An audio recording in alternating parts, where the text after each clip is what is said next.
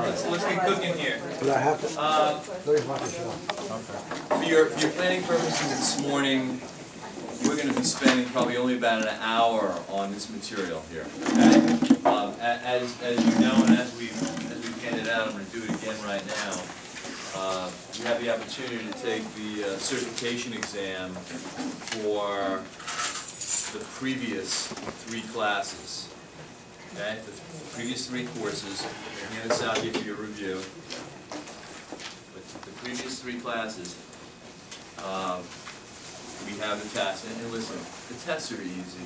You know, if you just merely follow the handouts that I've given you, all I did was I had the handouts and I had the computer, and I took the first point, first question, second point, second question. So it's really a no-brainer. And again, if you don't get the grade that you need to get, the 80%, you can retake these things as frequently as you care to. So it's easy.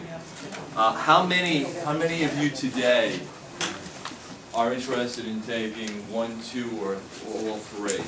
Okay? So here's what you want to do. Hang around when I get done, and we'll give you a spot where you can get hunkered down and go ahead and just knock it off. All right? Yes? I think you said 1, 2, or all 3, you can take one part of the exam, like say, for instance, this objective, just take that part of it. You can take. You're not taking the content. Let me just clarify. Okay? In order to take the test that you see there for today, March 10th, you would have attended that particular class. Okay? And if you can come in and you'll see here what I did here on this document. I've rescheduled the same test for every one of these dates. So if you can't make one, you can, and it's like cumulative. You can see what has happened here. I just add on the courses as we've taken them onto the test dates. Remember, you have 6 months. 6 months to take the examinations. You have 6 months to take the examinations. Each one of these courses that we have are going to be held 3 times over the course of the 6 months. Some of them in the morning, nice turnout here this morning, some of them in the evening. So this particular course that you're taking today, Listing Agent Success Points, next time is going to be held in the evening. And the next time is going to be held in the morning. So that's where we're going to rotate it. Okay? The sign-in sheet, make sure you sign in, because there's going to be a master spreadsheet at some point in time where everybody's name will be on it, and there will be a clear indication. We're going to post it so you can see what courses you've taken, what tests you've taken, and whether you've passed or not. Okay? So you're certified in that particular class. Everybody with me? Any questions globally about the program? Yes? How many classes are there total? There's 10. There's 10 courses. There's 2 courses that you haven't even seen yet. One of them is going to be a very good course. It's going to be taught by an outside vendor. It's going to be taught by a mortgage company. It's going to be all about financing, how to pre-qualify a buyer. Very, very informative. Very, very good class. It's going to be held by Continental Mortgage Company. And the other class, I think it's Continental. Continental? Yeah, Continental. Thanks, Pete. And the other class is going to be one that's going to be taught by Johnny Johnson, who most of you know, which is relative to using the internet and social media to market yourself and to market your product. Okay? So they're going to be at the tail end, and they'll be held in April for the very first time. We good? Everybody have one of these? John, are we all set? All right, here we go. Excuse me? Keep that. Keep that. We test it out again. Okay, listing agent success points. All we're going to do is we're going to go through these points. How many pages does everybody have on this? 3. 3. Who has 3? 3. Okay. Front and back. Oh, there they are. They're on the back. Okay. All right, here we go. We're set. We're set. Okay, here we go. Remember, first point. When you do go out on a listing appointment, when you're on a listing appointment, and you get the listing, it's one of the high points in your relationship with the seller. There's only two high points. There's only two peaks of joy with a seller. It's the night that you take the listing, because they've got visions of getting the price that you listed the property for, dancing in their heads. And from that point, your relationship, I hate to say this, your relationship with the seller deteriorates. Until what? Until it sells. And it's another high point. But typically it's not sold at the price that it's listed for, so the highest and best point to ask for referrals is that night when you take the listing, because they're the happiest with you. So make sure, and a lot of agents don't do this, just a memory point. The class tonight is listing agent success points. When you do take the listing, give them a bunch of business cards of yours and let him or her or them know that you really appreciate it if they know of anyone who's interested in listing and selling their property to pass on the cards. Okay? That's point number one. All right? The day after you take the listing, or you don't take the listing, you've gone out on a listing appointment last night, today, the day afterwards, you've got to get on the phone, and if you didn't get the listing, you want to call up that seller, let that seller know that you really appreciate the fact that they let you into their lovely home and that you're hoping to work with them. If you did list the property, you want to call them up and thank them for the opportunity and the responsibility that they have given you, and you're not going to let them down. It's just a professional thing to do the day afterwards. Now not most, but a lot of realtors, what they try to do is they fade away from a seller, especially if they took an overpriced listing. One thing, please remember, everybody remember this, that when you take a listing from a seller, it's a major responsibility that you have. It's probably the biggest asset that they have in their life. One of the biggest investments. You need to speak to them, come hell or high water, good news, bad news, or no news, every single week. Every single week. And my strong recommendation is that at the listing table, you set a prescribed time that you are going to call that seller every single week. Whether it's at 6 o'clock on Thursday night or whatever time is mutually convenient, set that time up and then review all the activity on their property. And just to give you a sense of the activity, I think you all know this, you know on Fillmore's site now, with the seller's dashboard, you can track page impressions. Page impressions. A page impression is how many times someone clicked on to their property. It's a very, very important metric. A very, very important metric. Page impression. Yes? Does that include other buyers that are going to the seller? Yes. Very smart question. It includes anyone that clicks on. If the seller clicks on 10 times to look at their property, If I'm the listing agent, I click on it. it's counted. It's counted. Now, you don't necessarily have to tell the seller that. Okay? And here's why. Because you're going to use page impressions to keep the price down with the seller as time goes on. And here's why. What buyers do today, when they search for a property, the first thing that they search for is area, location. First thing they search for. Second thing they search for is what? Price. Then they fill in the blanks by bedroom, bathroom count, basement, garage, what have you. Okay? So here's what happens. A buyer puts in their criteria on every website. This is Trulia, it's Zillow, it's Realtor.com, it's DouglasElliman.com, whatever website. They plug in the criteria, up pops 15 results. They start going down the results. They click on to the first result, the first property, and they see the price, they see the property, they read the description, they look at the pictures, they don't see the price-value relationship. What do? They click off. That is a page impression. So think through this. If the seller's property gets a lot of page impressions and no telephone calls and no emails and no appointment activity, what is clearly the problem? Price. It's price. It's price. And here, price is very good. Say it. price-value relationship. Excellent price-value relationship. Never talk about price with the seller. It's always price-value relationship. Never tell the seller that their property is overpriced. It's like telling the seller they have an ugly baby. Don't do that. Always talk about price-value relationship. Buyers are not seeing the price-value relationship. It is the best metric to get price reductions. And here's what you say. Here's what you say.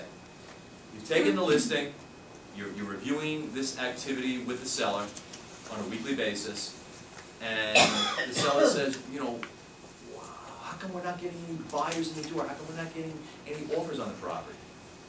And you're going to go through and you're going to point out the fact, just as I did. You explain what buyers do, how they, you know, they plug in area, price, and their search criteria. And the key thing is this, that buyers are so savvy today.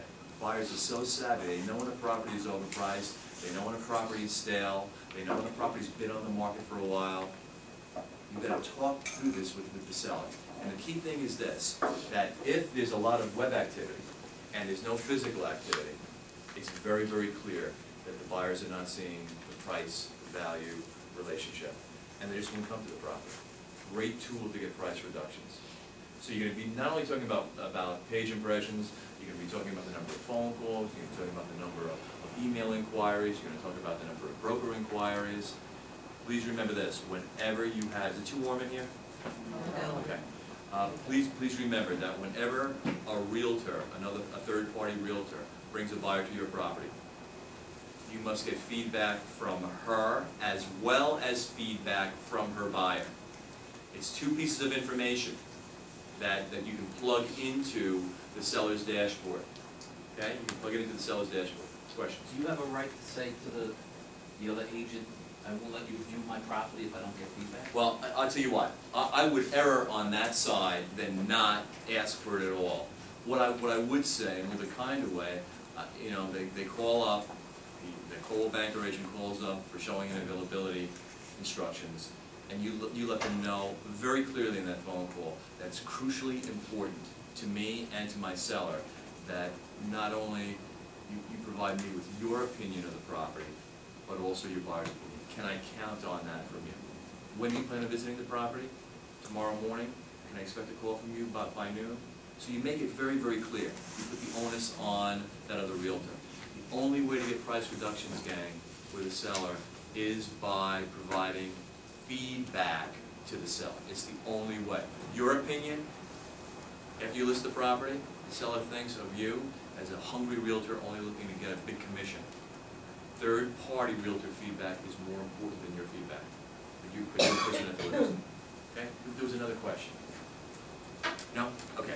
Here we go. Now remember, point number 3 here. When you're walking up to that seller's doorstep for the listing presentation, when you're about to knock on the door, you've got to have a positive mental attitude. Behavioral scientists tell us that you and I, the next thing that we do in our life, the next thing that you're going to do after this class is in your mind previously. And if you don't think in a positive vein, you're going to end up doing things in a negative vein. So you've got to have a positive mental attitude. And when you're walking up to that seller's door, you want to envision them you making a great presentation, you're anticipating their objections, and you're envisioning writing out the listing paperwork. Okay? Positive mental attitude leads to positive action. Positive mental attitude leads to positive action. Okay? Point number 4. When a third party, you have a listing, and that third party agent, that Douglas Elliman agent, calls you up, and after having visited the property, they're quite excited. Their buyer wants to make an offer on the property, but they lay on you that the fact that since you listed the property at 5%, a 2.5% co-broke is not going to fly for them. They want a higher co-broke. This happens occasionally. Your goal here is to make it clear to them that you will work in their behalf to try to get extra commission dollars from the seller, but you're only going to be successful if their buyer makes a full priced offer. Now, I've done this many, many times. If you know, unfortunately, there've been times where I've listed a property, notwithstanding me trying to get the top bucks for it, but I listed a property at 4% because it was a very expensive property, you know, $2 million, $3 million property. So I took a 4% commission.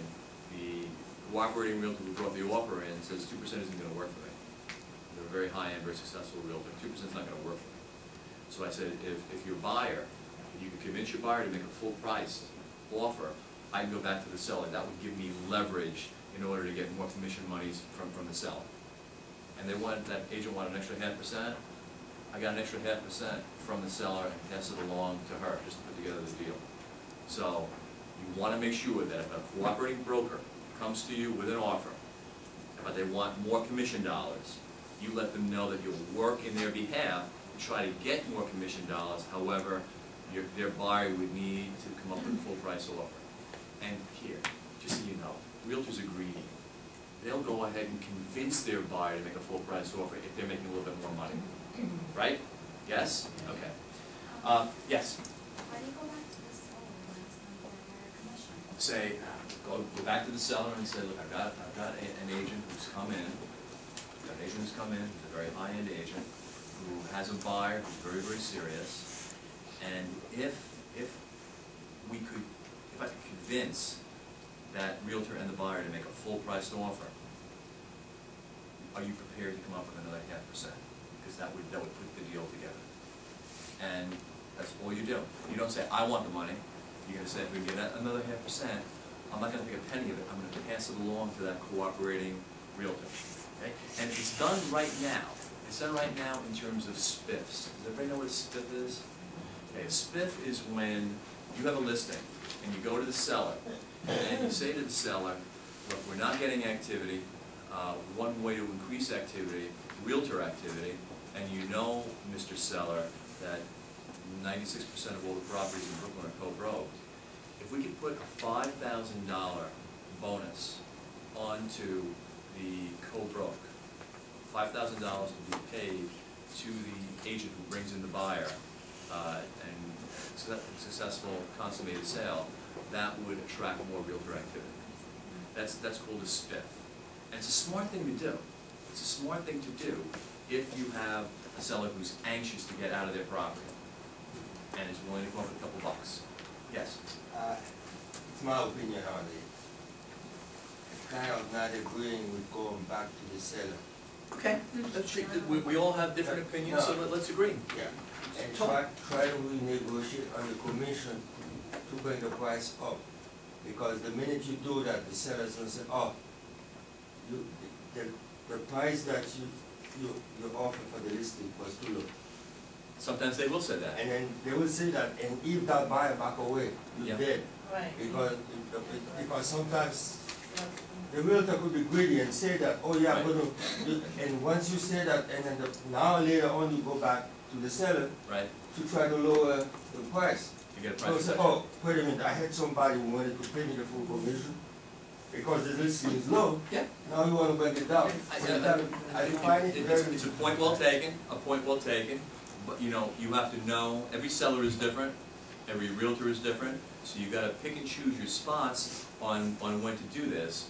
But if the seller is anxious to get out from underneath their property, and they're tickled with the idea of a full priced offer, then this strategy can work. But you have to use when I talk about strategies here and success points, they're not going to be 100% compliant to every single condition out there. You got to pick and choose, and if you're not comfortable with any of them, then you got to go with your heart and with your mind in terms of what's going to work best for you. But I appreciate that opinion. Did everybody hear and understand where that was coming from? Okay. You have to understand the buyer, you have to understand the realtor you're working with, and of course, if it's your listing, you have to have a deep understanding of the seller. Okay? Last point on page 1, don't rush the house tour. Here you are, this is before you've gotten into your physical presentation with the seller. Okay, sorry. All right, okay.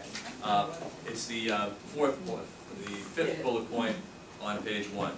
If a seller doesn't have urgency, you know, and when I say that, oftentimes sellers say they're in no hurry to sell, you know, they don't need to sell. And by the way, when do you have to find that out? Right away, you want to find it out right during the house tour with a very simple question. The simple question is, hey, where are you folks moving to? Yeah, you literally get into the property and you take off your jacket and you know, the seller suggested that you go on a house tour and that's what you want to do anyway. But what you want to say, one of the first things with a big smile on your face, hey, where are you folks moving to? And if you hear from them something along the lines of, well, you know, we don't really know yet. Obviously, the seller doesn't have any urgency, right?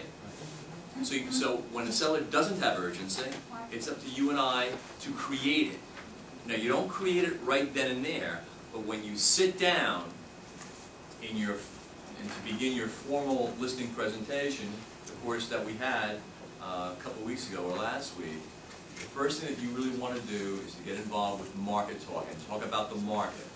And your sole purpose in talking about the market is to try to create some urgency. Now, here's the reality of this, and you know, use this information carefully. Certainly, you don't want to use it with buyers because it's going to work to the opposite effect. There is not a real estate expert around right now who looks at 2011 or 2012 as a timing for price to strengthen here in this market. We're not looking for prices to strengthen in 2011 and 2012. We're not. Because of what factors? What are some of the factors that are going to keep prices where they are, recovering very, very slowly or just stabilizing? There's going to be more foreclosures and defaults, which is going to add inventory to the market and prevent prices from getting up. What's another reason? Mortgage rates are going to go up. Mortgage rates are upticking right now. And what is one of the major factors? I don't want to be, you know, teach economics here, but what's one of the major factors that causes interest rates / mortgage rates to go up? Variable rate mortgages. You know, it's important, okay? So make a mental note of this. One of the key factors that makes interest rates, mortgage rates go up is an effort by the federal government to keep inflation down. Inflation is the worst thing for an economy. Inflation. When there's signs of inflation, almost invariably in the history of economic doctrine here in this country, we've seen mortgage rates, interest rates go up. What is causing inflation right now? It's horrible. Something is causing inflation right now. What? Price of gasoline. The price of gasoline is causing inflation because your dollar isn't buying a dollar's worth of gas anymore because gas has gone up, gas and oil. So the government is very concerned about inflation, specifically right now caused by increase in oil prices. So we're going to see mortgage rates go up. When mortgage rates go up, Mr. Seller, what happens to the pool of buyers? It shrinks. Okay? So get your property on the market now before this type of thing happens even more. Another factor that's preventing price from going up is what other factor? Relative to banks. Banks still have very, very stringent lending criteria, right? It's very tough to get a mortgage, still yet. It's been a year and a half and it's tough to get a mortgage. You know, back 4 or 5 years ago, if you had a 600, 620 credit score, banks would be falling over themselves to lend you money. Now you got to be where? 700, 720, in that range, where you got to be to fly, you know, above the radar. Okay? So these are factors, and you've got to scare the seller a little bit by mentioning these things and creating urgency. Okay? Everybody with me? All right. Last point on page 1. Don't rush the house tour.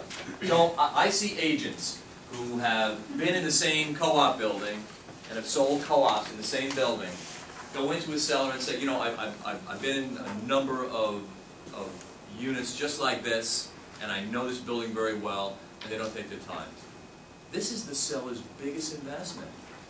You've got to take your time and make time and spend as much time on the house tour as possible.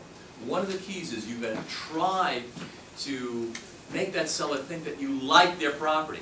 You've got to make the seller think that you really like the property. Because if the seller doesn't think you like the property, in their own way of thinking, they believe that you're not going to work hard to sell it. So you've got to pretend you like the property. Take your time in the house tour. If it's a one-bedroom condo or a studio where you could breeze by it in 30 seconds, ask the seller to take you down to the lobby, down to the laundry room, down to the game room that they have. Take your time. Okay, take your time on the house tour. It's a killer. Demonstrate it. You know, compliment them frequently. Compliment them. The best way to get people to like you is to compliment them. Okay? And that's life in general, but with sellers even more so. Compliment them on their choice of colors. Okay? Here we go. Page 2. Back to page 1. All right. There's a little asterisk there. If you don't get the listing, there you are, you've made your presentation, you try to close the seller to do the paperwork, and they give you an objection, and you do your darndest to try to overcome the objection, but they want to wait, they want to hold off. You cannot leave the listing appointment until you find out why. Never leave the listing appointment until you find out why they're not going ahead and what has to happen before they're ready to go ahead, and in what time frame. I like to say, put it in a box. The seller says, no, we want to hold off for a little while and take our time making the decision. You've got to find out why they want to hold off. You want to find out when they're going to make the decision, why they're holding off, what's stopping them from going ahead, and when they're going to make the decision. And then circle back around to be there in a timely fashion. If they're meeting with a Coldwell Banker agent on Sunday, and I'm meeting with them today, they say, well, we want to meet with the Coldwell Banker agent, and the worst thing you can do, in my opinion, and this is a matter of personal opinion, the worst thing you can do is to try to push through to get that listing right there. It's just, if you sound like a used car saleswoman or man. Encourage them to meet the Coldwell Banker agent, and encourage them to compare and contrast what you and Fillmore bring to the table versus the Coldwell Banker agent. And then ask the seller for a favor. I've done this 1,000 times, not 1,000, I've done it many, many times, where I didn't get the listing that night. I said to the seller, after I said, I encourage you to meet with Coldwell Banker, they're a fine company, just compare and contrast what I bring to the table, what Fillmore's going to bring to the table, blah, blah, blah, blah, blah. And then I said, can I ask you a favor? Now, after you do what I just said, and you ask them for a favor, they always say yes. And the favor that I ask is, I know you're meeting with Coldwell Banker on Sunday. Will you give me an opportunity to speak to you and maybe visit you one more time after you've met with Coldwell Banker? Will you give me the opportunity to speak with you? Or will you give me an opportunity to stop by and visit with you again after you've met with Coldwell Banker on Sunday? Sometimes they say no, call me. But as I've said to this group and other groups 1,000 times, if you have a basketball in your hand and the hoop is over there, if you don't take the ball and shoot it at the hoop, it's never going to go in. It's never going to go in. So you've got to ask. If you don't ask, you don't get. They said yes to the opportunity. Do you lock in a date? Time, absolutely. Right, good man. Lock it in. Always put it in a box. Don't leave any loose ends. Very, very good. I'll ask, when are you meeting with the Coldwell Banker agent? May I stop by at 4 o'clock? Okay? It's the right thing to do. It also shows that you're aggressive. Look, if you're listing a property, do you want a soft, sweet, nice, laid-back, relaxed realtor marketing your property, selling your property? I don't. I want a pit bull! I want someone who's aggressive, who's going to get me every stinking penny. That's what I want. And I think most sellers want that too. Okay, so you can be kind and nice and warm, but you also have to have that edge. If you don't have that edge, okay? What do you do then with that second, when you visit them? You say, okay, come on by? Right. Great question. I'll come in and I'll say, I'll get right to the heart of the matter. I'll say, I know you met with Coldwell Banker earlier today. Give me some feedback on the propositions that I've offered versus theirs. Give me some feedback. That's the key word.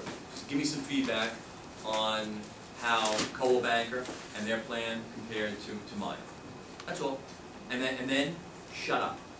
Don't say a word. Let them talk.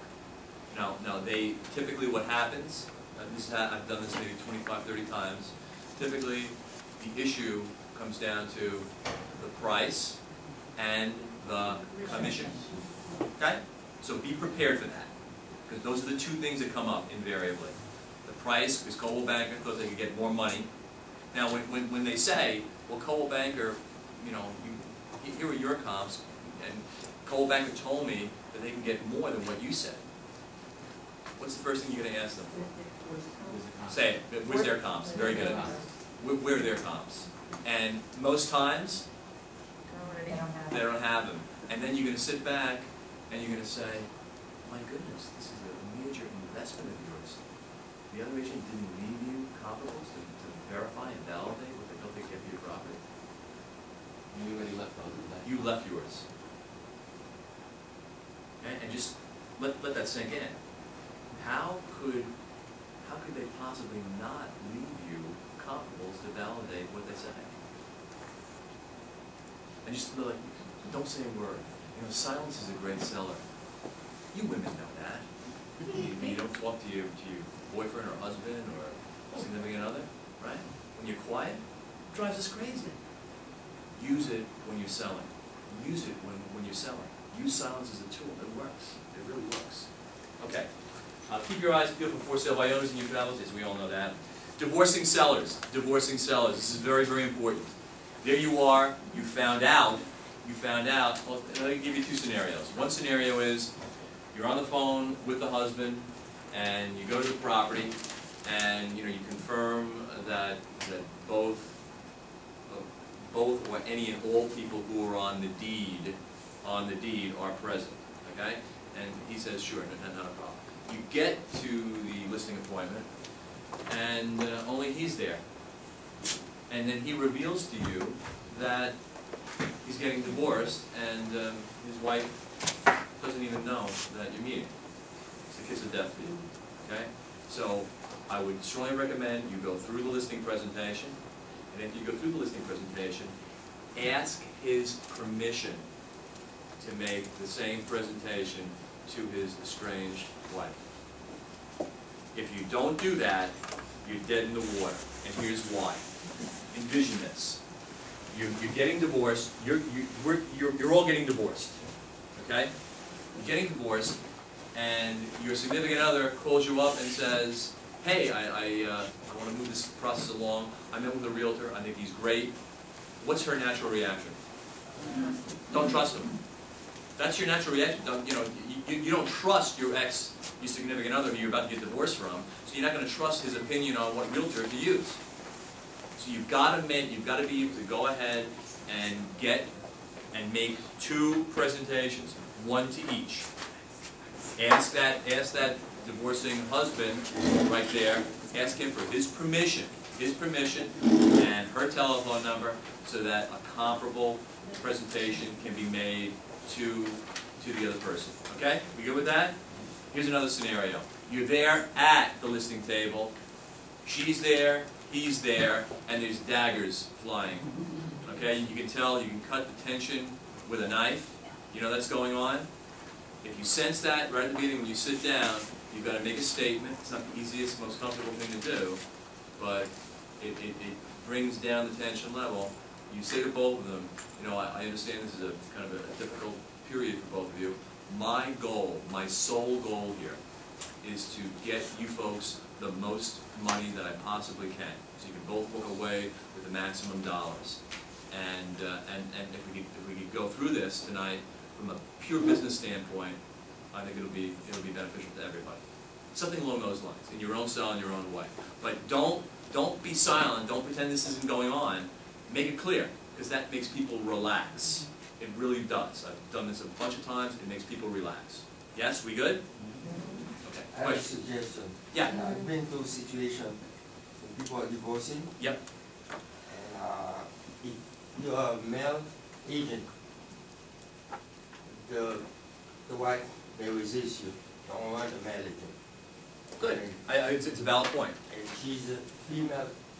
The husband may resist the female. Right. So if you have a partner, Great mix idea. them up. It's a Wonderful suggestion. That's a great suggestion.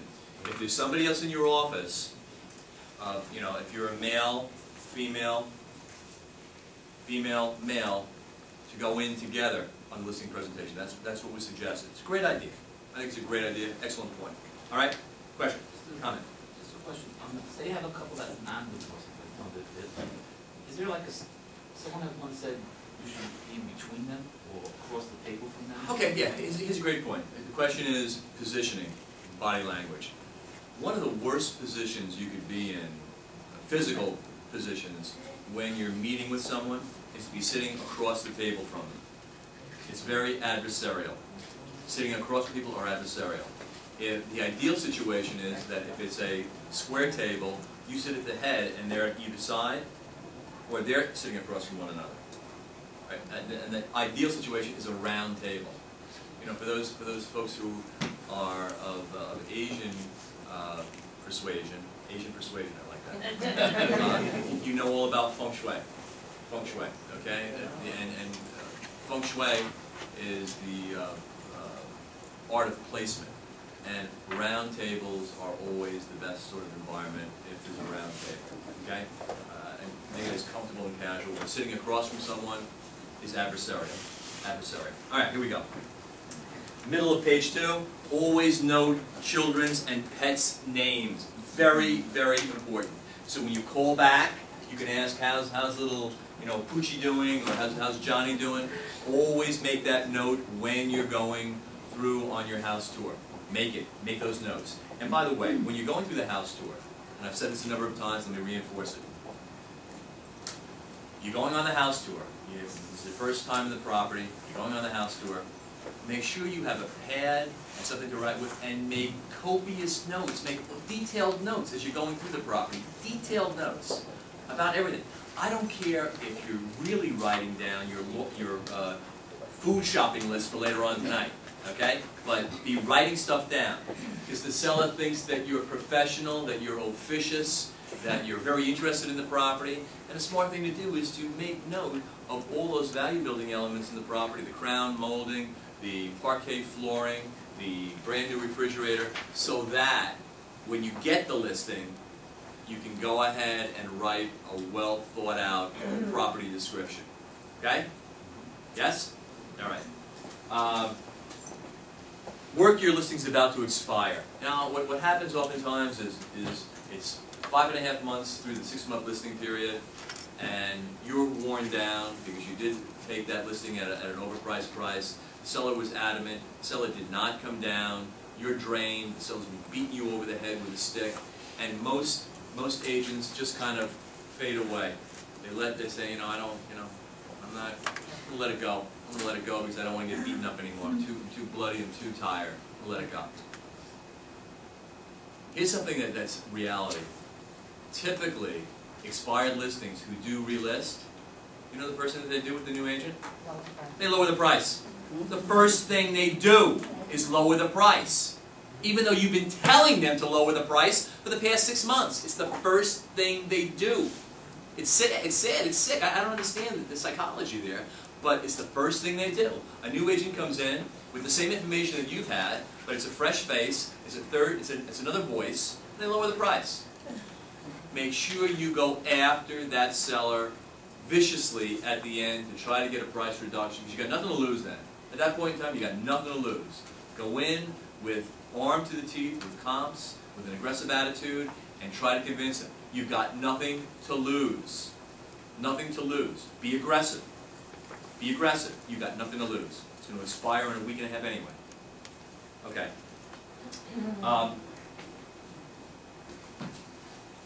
Sellers don't mind bad news. Sellers don't mind bad news. You know what they hate? No news. They don't mind bad news. They hate no news. Get back to sellers the same day that they call. Get back to them the same day. The same day. You know, it's not as if anyone in this room is going to have 30 listings at one. From my lips to God's ears, you all have 30 listings. But the reality is you're probably not. If you have 5, 6 listings, when a seller calls you, make it a point. That's your bread and butter. That's your inventory. That's your stock. Get back to them the same day. Last point on page 2. Positive attitudes are infectious. Okay? Positive energy is infectious. Positive attitudes. Now, here's the thing. For the new agents, this is a sad thing, but in every realty company, everywhere, and forever, ever, ever, there are going to be people who I like to refer to as victims. Victims. In your own personal lives, you know people, friends, family, that are victims. A victim is someone who constantly looks at that glass of water that's in the middle as being half empty. Okay? The people who have negative attitudes. People with negative attitudes, friends, family, people in your office, they drag you down. They drain you. They tire you out. Stay away from them. Stay away from negative people. Now, if you're married to one, I mean, stay away from them, all right? Okay. So, you know, and here's the problem. The problem is that these victims, they prey on new people. Because the new people are the only ones that are going to listen, because they don't know any better. When you see someone with a negative attitude, stay clear of them, okay? Stay clear of them. Positive attitudes are infectious. All right, here we are, page 3, on the stretch here. I mentioned this before, price breaks can only be achieved if proper expectations were set appropriately at the listing table. At the listing table. Now, you heard that spiel that I gave you in class a couple times ago. You're at the listing table. Just real quickly, let me review it. You're at the listing table. You review the pricing, the comps, and you know the seller wants to list their property at a price higher than the comps. You found out why they want to do that, how they got to that number, but you feel as though, in your heart of hearts, you feel as though that there's a chance that number can be achieved. But right then and there, before you go ahead and get it signed, you've got to say something along these lines. And you've heard me say this before. Mr. Seller, I'm prepared to take your listing at the price that you want to achieve. I'm prepared to take your listing tonight at the price that you want to achieve. It is higher than the highest comp by $35,000, but your house has some special elements. I'm prepared to take your listing under one condition. Very good. Excellent. Say it. You promise it to be visited. To revisit it. Never, never, ever give any notion that you're going to want to reduce the price. But what you want to say is, I'll take it under one condition. That is that you're open to revisiting the activity on your property every week. I'm prepared to take the listing at the price that you want to achieve under one condition. That you're open to revisiting the activity on your property every single week. The web activity, the telephone, blah, blah, blah, blah, blah. And then the seller will say, well, what do you mean? If we're not getting activity on your property, if we're not getting physical appointments, if we're not getting phone calls, if we're not getting offers, if we're not getting realtor visits, and we're not getting positive feedback, then we may have to change our strategy. Not lower the price. Never say lower the price at a listing appointment, because it sounds like you're doing a bait and switch. You know, when someone advertises something and you get in there and it's not there, never mention price reductions at the listing table. Mention revisiting the activity on your property, and then perhaps changing strategy based upon the results. As long as you're open to that. Yes? When you're listening, what you really came there with a strategy and final price to sell their house. Exactly. And you want to change on strategy. No, here's the reality, because what I would have said before that is that ultimately tonight, Mr. Seller, you will decide the price that we're going to list your property for. Not me. You're going to decide the price. Why? It's your house, it's your money, it's your equity. My job as a realtor is to bring to you what the market's saying, and then you will decide what price to list your property for. But remember one thing, Mr. Seller, the market will decide what price they're prepared to pay. You're going to decide what price we list the property for, but the market's going to decide what price they're prepared to pay. Take yourself out of the equation. I'm not changing my strategy. I came in and I presented. Now remember something. Please remember this. The numbers that you present They're not your numbers. They're not your numbers. They're whose numbers? The market's numbers. Your job as a realtor is not to suggest a price.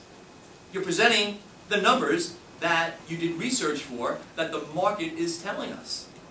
It's the seller's decision what price they're going to list the property for, but the market will decide what price they're prepared to pay. Don't ever suggest a number to the seller. Sellers will say to you, okay, so the range is between $450 and $500. I see that. Where do you think I should list my property? What you have to say is, you know, in my humble opinion, your property should be in the lower end of that range, based upon what I show you. What price would you choose? Never suggest a price. Give them the range again and ask them for their number. Because when you put yourself behind a number, they hold you to it. And if the property doesn't sell, who are they going to look at? Yeah. Okay? Remember that. So essentially the same strategy, but you're applying the Price. Exactly. This is all implicit. Very Are good. they gonna get that? They will. Yeah. They will. They will. They will get it. I mean, It sounds like. it's a little bit surreptitious. It's a little bit, you know, backdoor. But you make it very, very clear, because you made it clear earlier in the presentation that buyers are savvy. Remember something, and you know, I want everybody to think strategically. And I know I've been giving you a lot of information over the past couple of weeks. Remember something about presenting comparables, the class we had last time. Before you ever present comparables, what must you do first before you present the comps? What do you have to warn the seller about? The risks of overpricing. Before you ever present comps, you've got to warn the seller about the risks that sellers face when they overprice their property. And one of the biggest risks that sellers face when they overprice their property is that buyers just don't come. So you've said that. You've said that 20 minutes ago when you are presenting, and then you're presenting the comps, and you're talking about the numbers. And then after the fact, when there's not buyer activity, physical buyer activity on the property, and the seller says, you know, how come no one's coming around? You're going to point back to your meeting that you had with them at their coffee table and say, I made it very clear that buyers are savvy today. They're very, very savvy. They have as much information at their fingertips as you and I. And if they don't see the price-value relationship, they're just not going to come. If you follow these steps, Especially if you're calling them every week. and if you're calling them every week, of course, man, absolutely. It all comes together. It all comes together if you follow this plan. Okay? It comes together. Yeah, Pete. As far as the range, I always present the range, Range? Yep. but I show them the low end and the high end. Right? And I always tell them, I'm going to go with the highest end, but I know that at the end, you're going to have to go to the low. Because the seller knows that if you point to the low, they mean to say that you're not there to get them more money. But if you tell them, well, if we go for that, we may not sell it, but we're going to ask for that anyway. But later on, we're going to come back to go Okay. back to what it's going. I appreciate that strategy, but if the seller asks me, where do I feel we should be in that range? My strategy would be to be frank and honest. Okay? I'm not going to give them a number, but I'd say, you know, based upon what we reviewed, how these properties have updated kitchens and baths, you don't. These properties have a little bit larger backyard, you don't. I believe that you should be somewhere in the lower end of the range, but it's your decision. You pick the number. Okay? But I'm open to anyone here using their own style and their own way. You got to stay in keeping with what your heart says. You're not going to talk like me. I'm not going to talk like you. I like that strategy as well. To get the most money, you just don't want to set false expectations in the seller's mind. That's the only thing. Now, I know you didn't, because you said, we'll start high, and we may have to come down to the lower number. If you do it that way, that works. Peter? The one thing that comps don't do is give you conditions of property. Condition, right, exactly. And on the listing table, they'll want 639, and the comps come around 629. But the condition of the house is not worth 529. So it's a strong realtor that comes back and says why that has to be that low. Great, Peter. Your kitchens are not working, you gotta Right. have a new kitchen, you need a new bathroom, you have to Right. be forceful into telling them why. You have the to. price. You have to be straightforward. And here's the beauty of this, and you've heard me say this before. When you are pulling comps, and there are a number of these comps that you pulled are currently on the market, you gotta get your butts out there and physically visit them. Visit the comps. Why? Because then you can speak articulately like Peter just did about the physical condition of the house. I was in this property, Mr. Graham. I was in this property last week. I was in this property last week. And they have new updated kitchens and baths, and the basements in both those properties were finished. So if you can speak firsthand, it's so smart. And again, it's not as if you're going on 10 listing presentations a month. Get out and visit the comps that you possibly can. It's compelling when you're sitting in front of the seller, especially when you're reviewing the paperwork in front of you. They said that you were there. Yeah. Also, if you don't get that listing, but you've told them all this and just say Coldwell Banker gets it at Right. a higher price, Right. they're more likely to take you as the second time. No doubt. That you're following it, and then they see after the first time. Exactly. that Especially if you bring buyers to the property and, you know, they ask you about your opinion. So you always want to stay close. That's a great point. Okay? Is there a hand? No? Okay, we're almost done here. You know, if you're a seasoned agent, one smart thing to do is to, when someone new comes to your office, take them under your wing. Get them on your side. Develop a little team. You know, teams are growing in popularity. People working together as a team. And a great way to get an ally, to get someone to show your property for you, is with a new agent. Okay? Take them under your wing, coach them a little bit, get them to show you properties. Okay? Very important. Get comfortable with the digital camera. Now, we all know that Fillmore has a professional photographer, but my strong recommendation is that everybody in this room gets very, very comfortable with a digital camera and take as many photos as you possibly can and upload them onto your seller's webpage. Sorry, I had to Why? say that one. Because people today, buyers today, search, more and more buyers today, plug in that extra criteria of search by number of photos. Every website, Zillow, Realtor.com, Trulia, they all have a little button where the buyer, after they put in the major criteria, the buyers can search by number of pictures. And more buyers are doing it. They're searching for pictures. Each one of you can upload additional photos onto your seller's webpage on Fillmore's website. Okay, just ask Zane or ask someone how to do it. Your manager. Ask the manager how to do it, okay? So, remember, if it's a one-bedroom condo, you're saying, well, Les, how many photos can I take of it? Well, get outside and take a picture of Restaurant Row, take a picture of the park across the street, go down to the Blue Ribbon Elementary School, take a picture of it, get as many pictures as you possibly can. It's something to tell the seller at the listing table, I'm gonna have 15, 16 pictures of your property. And it's compelling. Yes, Peter? And also, the multiple pictures brings you on top of the list. Exactly, it's another reason. Talk about that, Peter.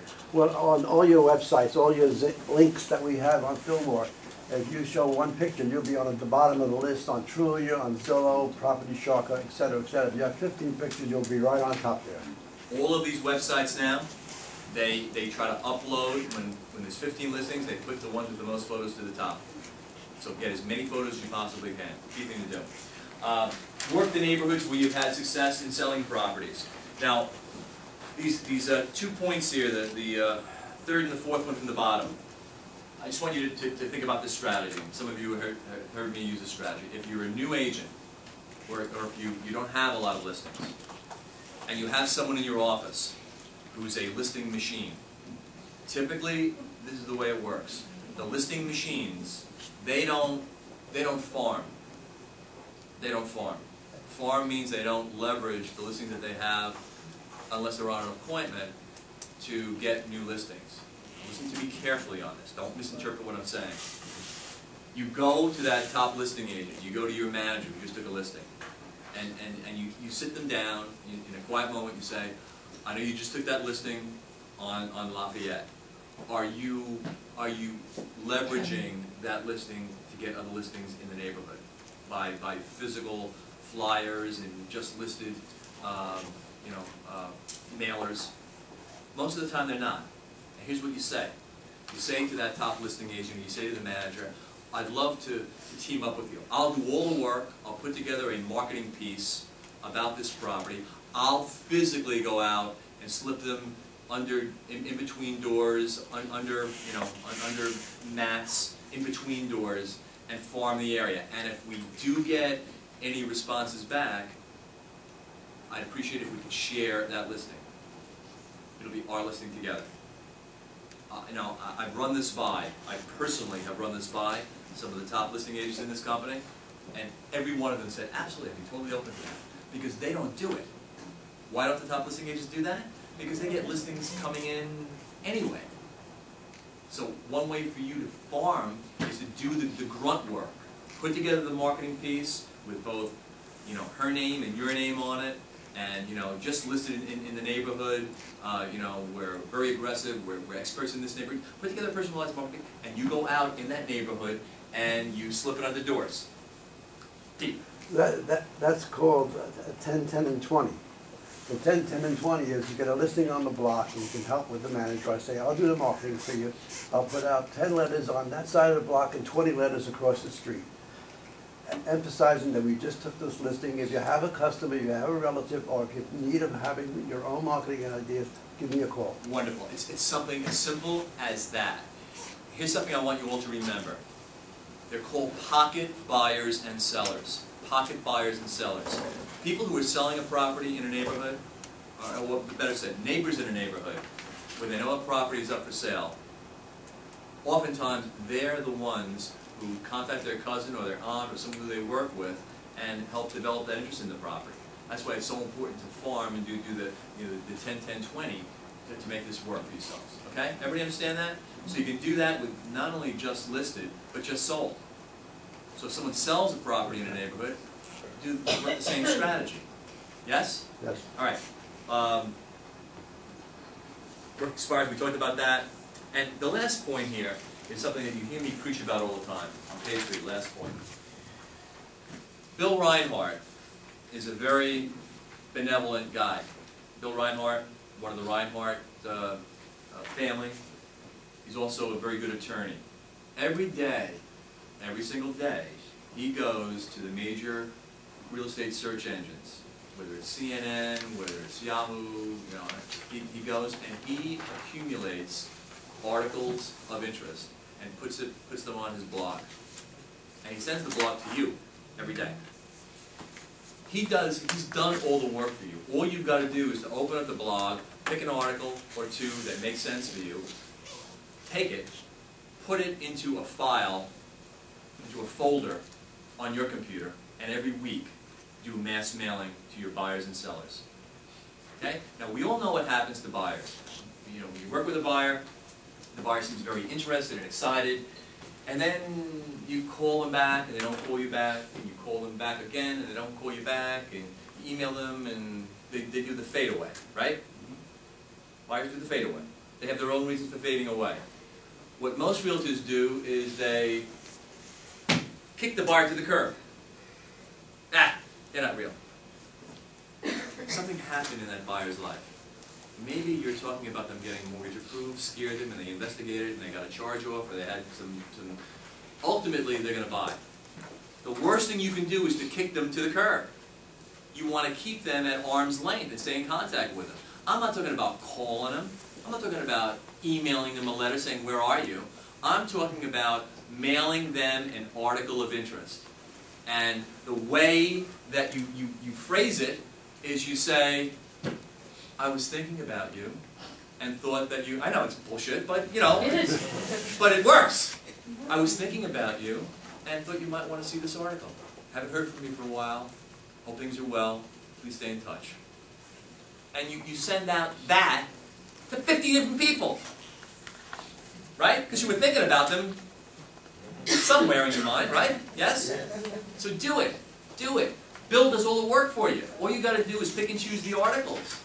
And once a week, Do a mass mail. Any questions? That's it. Peter? One more last point on the Michael Reinhardt saga. He's put out 3 different novels, not novels, but brochures on, for the seller, Yes. for the buyer, and for short sale.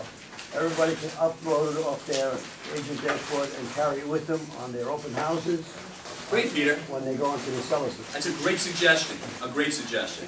Okay? Now listen, I think. just give me your attention for 30 seconds more. How many of you are inclined today to take 1, 2, or 3 of the examinations? Okay. Okay. All right. Why don't you guys, those folks who are, come with me. We'll go upstairs. That's where we have it, and we'll get you places to sit. And you can take whichever ones you want. Now, this class here today is not one of the examinations that you can take today. If you look at the sheet that I gave you, the schedule, you'll see that this class, you can take the examination next time. And the 3 examinations that you can take today, or one of the 3, are going to be held again on the next date. Everybody see what I've done there? I've just like added them on. Yeah? Yes? One of the 3, but the 2 of the classes, when are they going They'll be held in next month. So be looking for them, okay? Some of them, someone made a suggestion, and I'm happy to accommodate that some folks wanted morning classes, which we're doing right now. Great idea. I don't know where, she's not here today. But, no, did you suggest that? Oh, you had that gorgeous hat on that night. I'm sorry. Thank you. Thank you. I didn't recognize that. All right, yes! Okay, everybody. Come, those people want to take the test, come with me. Let me show you this again.